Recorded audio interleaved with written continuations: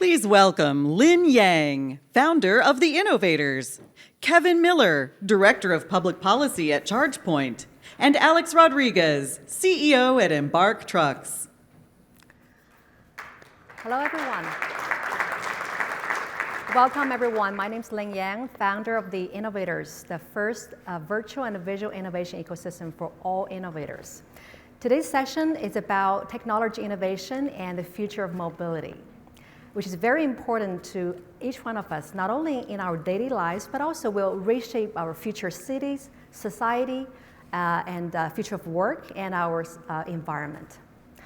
Many people say that the future of mobility will be reliant on two crucial factors. One is sustainability, the other is autonomous transportation. And many companies are already starting to study the innovation in autonomous vehicles, increasing the accessibility for sustainable transportation. Today, we have two experts in this field. One is a technology innovation, and he's also the youngest CEO of a public listed company, is Alex Rodrigues. He is the CEO of Embark Trucks, a San Francisco-based software company to improve the safety and efficiency for autonomous trucks. Welcome, Alex. Thanks for having me. And another expert is Kevin Miller. He is the Director of Public Policy for ChargePoint, a leading technology company in electric charging stations. Welcome. Thanks for having me. So my first question goes to Alex. What is the mission for Embark Trucks, and what is your innovation to achieve your mission? Yeah, so Embark's mission is pretty simple. We're developing self-driving software to power semi-trucks. I think this is the most exciting opportunity for the technology in self-driving because what we're able to do is really focus on driving outside of city centers and get the technology on the road much sooner. And we think the impact of this innovation is going to be huge. We look at approximately 10% savings in fuel, 300% improvement in vehicle utilization, and 40% reduction in delivery times.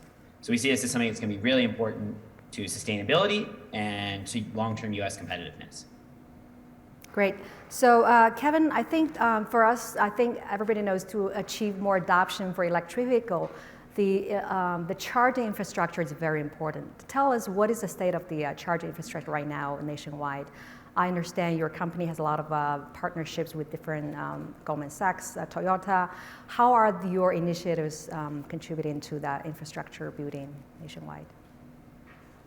It's an incredibly exciting time for transportation electrification around the world. ChargePoint was founded in 2007 with the goal of ensuring that every vehicle mile traveled to transport people and goods could be electric. Our primary business model is to provide smart, networked EV charging solutions directly to businesses and organizations to operate themselves. So we provide the hardware and software solutions for cities, towns, state agencies, businesses, multifamily buildings, fleet operators for light, medium, and heavy duty vehicle trucks, as well as individual drivers and transit riders to go electric. So there isn't going to be a one-size-fits-all solution to supporting EV adoption. This is about completely transitioning a new transportation ecosystem. And EV charging is one part of that puzzle, and it's a critical one. But we've got to think holistically. So in terms of personal vehicles, we're seeing a lot of targeted consumer incentives being huge drivers for EV adoption. But in terms of infrastructure, we need to identify what are the best ways to unlock and accelerate private investment in public and non-public charging. Over 80% of the time, individual drivers are going to charge their car where they park their car. And fleet operators typically charge behind a depot fence in a non-public setting. So there isn't going to be a strict replacement of the gas station model where we put high-powered direct current fast chargers on every corner. EV charging is not like fueling an internal combustion engine. It's like plugging in your phone. You plug in at opportunities throughout the day. You charge your car where you park your car. So we need to make sure that there are opportunities for everyone to be able to charge at home, whether you've got a white picket fence, 2.5 kids, or you live in a multifamily building. We need to make sure that there is infrastructure in underserved areas. But we also have to make sure that we're not just thinking about folks who have their own car? How do we think about the light, medium, and heavy duty vehicles that are in our communities, the public transit, school buses, last mile delivery, et cetera? And so by making partnerships with these, a wide variety of companies, we provide opportunities for them to expand and enhance what they're already doing. Businesses might provide an incentive for workers by having free charging at work. Fleet operators can better manage their power on site and as they transition to electric. So we give a variety of folks the tools that they need to get the most value out of transportation electrification and to be able to provide those services to the public and to fleet drivers of all kinds. Great. So how are different in cities, in rural areas compared with like urban environments? I assume they have different needs for the infrastructure, right? Definitely. And I think that there are going to be different solutions to accelerate adoption in different areas. One of the key pieces of our approach is our strategic partnership. So you mentioned some of the partnerships that we have. Another one is our association with the National Association of Truck Stop Operators. While gas station charging won't be the only place you plug in, it will still be a key place where folks do plug in. And that's going to be extremely valuable in all types of environments, whether you're in a rural environment, suburban, exurban, or otherwise. When we think about dense urban environments, that really starts to bring in questions of what do we need to do? What kind of regulatory barriers do we need to overcome? How have our construction codes, our building codes been set up for what you need to have in place when you pour concrete the first time? Is there a requirement that you have to have wiring and conduit in place so that you can install a charger in the future? If there isn't, it can be significantly much more expensive to install a charger at a later date. Whereas if you set your infrastructure up in place from day one, it becomes a lot easier to transition over time. And then thinking about, again, especially in urban environments, how do we ensure that all transportation, not just people with personal vehicles, but that all types of transportation can be electric, so that no matter how you interact with the transportation system, you can drive or ride clean. Great. So Alex, you're a technology expert. You know, Alex is very young, but he's very experienced. He started build robots at age 11. So help us understand what is the difference between autonomous trucks and autonomous cars in terms of technology-wise or operational-wise? Yeah, one of the things that really has differentiated Embark from when we started the company is this focus on trucking. So probably if you go back 4 or 5 years, a lot of people would have heard about autonomous cars. And that was certainly something that was very in vogue, but I think really has struggled because of the level of complexity that you encounter in a dense urban environment. And that's something that we foresaw really at the founding of Embark. So 6 years ago when we started the company, we were one of the earliest people to be focused on self-driving trucks. In fact, today we're the longest running self-driving truck program in the United States. And it's that long-term focus that's allowed us to build, to solve some of the harder problems on highways. So it's not like highways are universally easier. They have sort of a narrow set of problems that you need to be able to do really well. So for example, being able to handle construction is something that Embark's system is able to do in a really differentiated way. And then what we do from a business model perspective is we break routes up into 3. So you end up with a local manual truck that operates in the origin city and one in the destination city for that first and last mile. And then you have a driverless truck that picks up and drops off at basically an outdoor parking lot, picks up and drops off trailers to do that intermediate piece. And actually, before we came on here, Kevin and I were joking about how that might be a great integration point where you have these shorter haul, heavy duty vehicles going back and forth within a city, and they're picking up and dropping off always from the same physical piece of real estate.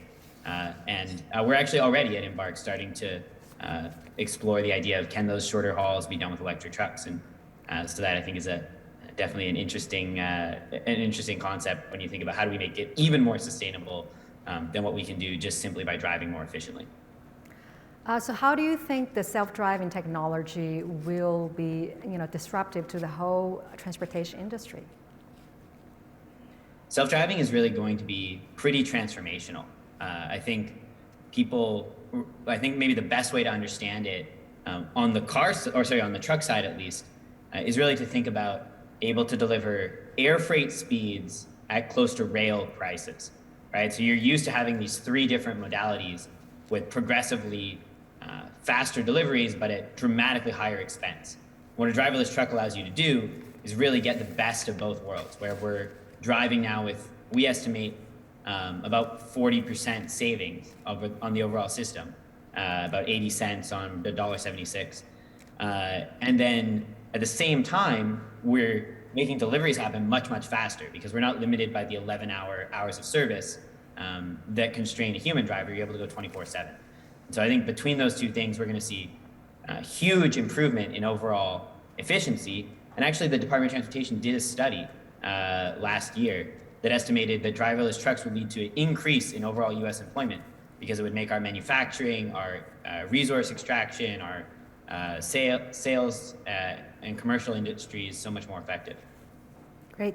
So Kevin, can you discuss the role of transportation electrification contributing to the net zero emission future by 2050, and how is your company contributing to that goal?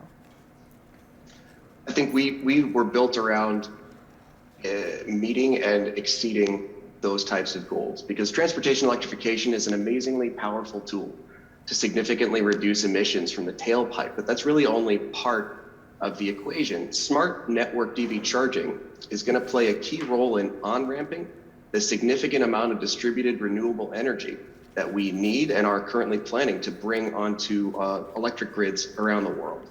So all of our charging stations are smart, managed charging capable, bi-direction capable, and these provide a valuable tool in enabling our operators to manage charging themselves on their site to increase or decrease power as necessary. But also what's perhaps more exciting is the ability to receive a price signal from a utility. So then as we see an increase in solar during the mid-afternoon, the infamous duck curve, you're able to ramp up more charging because EV charging is typically an extremely flexible load. And as we have more variable energy sources coming online, the ability to send and receive price signals to EV charging operators from utilities, or potentially to transactively push energy back onto the grid, is a huge opportunity to take the most advantage of an increasingly distributed electric grid. So cutting out tailpipe emissions is a no-brainer. We have to do it. We need to do it quickly. Anything that can be plugged in should be plugged in. But then even further, as we think about how all of these pieces are connected, EV charging is really going to be a huge asset to a net zero grid as well as a net zero transportation system. Great. So next question may go to both of you. COVID definitely, transformed every sector of our society. So how have you seen COVID has changed the consumer habits in transportation, in their way of life, and how that is changing the future mobility? I think for our part, the biggest impact that we've seen from COVID is the supply chain shortage, right? Which is something that, from my perspective, as someone in trucking, we've seen coming for a long time, because you have this demographic curve where there's a lot of older drivers retiring without many people coming in to replace them. But the huge spike in demand for goods that you saw through COVID has really exacerbated everyone suddenly seeing that and feeling it. And so from our perspective, it's really shown how we need to make our supply chains more robust for the future. And from ChargePoint's perspective, I mean, we've got hundreds of millions of charging sessions on our network over the 15 years that we've been in business, and consumer behavior changes and shifts to societal events. So we saw from just a charging perspective, every second someone's plugging into the ChargePoint network. Where that happens has changed a bit as people's habits have changed. But I would agree with Alex's point. The supply chain issues that are coming up are potential snags, but they're also potential huge opportunities as we think about what are the types of manufacturing we can do, and how do governments, in fact, value and regulate different types of preferences for goods that are manufactured in different places. If you reflect the final assembly value, the manufacturer value add, you're able to really accelerate and increase job opportunities for these hugely transformative industries that are coming to bear. Electric vehicles, autonomous vehicles, a lot of these tools, the hardware and the software that are coming together can be made in lots of different places. And if we reflect the value of putting the stuff together, you'll really create a huge opportunity out of what had been and still is in some cases a crisis. Great. Yeah, our time is running out, but I still have one last question I really want to ask. So a few years ago, we were trying to change my car. I said my next car will definitely be autonomous vehicle and or electric vehicle or both. So we're now in 2022. How real is this? When can I have a real autonomous vehicle, electric vehicle altogether? You can already have the electric vehicle. You can have that right now. So I will leave it to Alex to tell you when you can have your autonomous car. That's right. Yeah, the electric ones are definitely a little bit ahead of the curve. I think what we expect to see is that where electric has really found its strength in consumer vehicles to start, that autonomy will really start in commercial long haul.